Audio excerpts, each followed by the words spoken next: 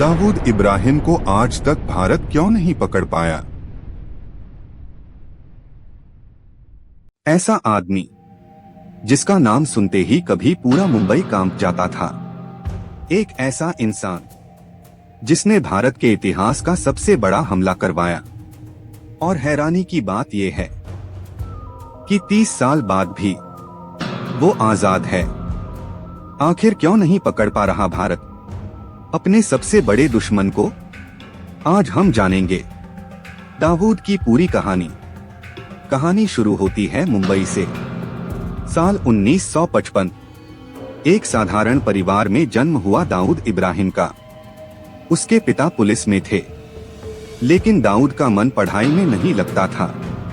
उसे चाहिए था पैसा, पावर और जल्दी नाम, और यही चाहत उसे क्राइम की दुनिया में ले गई। धीरे धीरे उसने छोटे क्राइम्स से शुरुआत की, लेकिन उसका दिमाग बाकी लोगों से तेज था। कुछ ही सालों में उसने अपना खुद का गैंग बना लिया, जिसे दुनिया जानती है डी कंपनी के नाम से। उसका नाम बढ़ता गया और डर भी मुंबई की गलियों से निकलकर उसका नेटवर्क विदेशों तक फैल गया। दुबई, मिडिल ईस्ट, हर जगह उसके कनेक्शंस बनने लगे। लेकिन असली मोड़ आया साल 1993 में, जब मुंबई में एक के बाद एक धमाके हुए।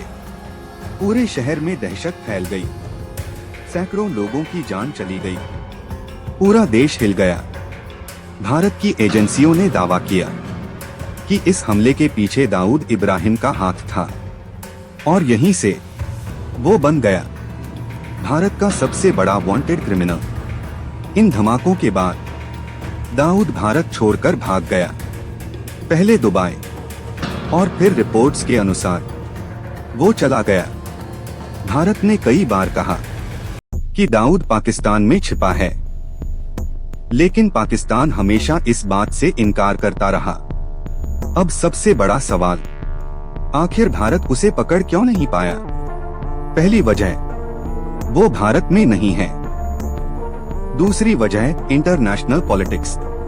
अगर कोई देश उसे छिपा रहा हो तो सीधे जाकर पकड़ना मुमकिन नहीं होता। तीसरी वजह, कानून। किसी अपराधी को दूसरे देश से लाने के लिए एक लीगल प्रोसेस होता है, जिसे एक्स्ट्राडिशन कहते हैं, और अगर दूसरा देश सहयोग ना करे तो मामला और मुश्किल हो जाता है। चौथी वजह, प्रोटेक्शन।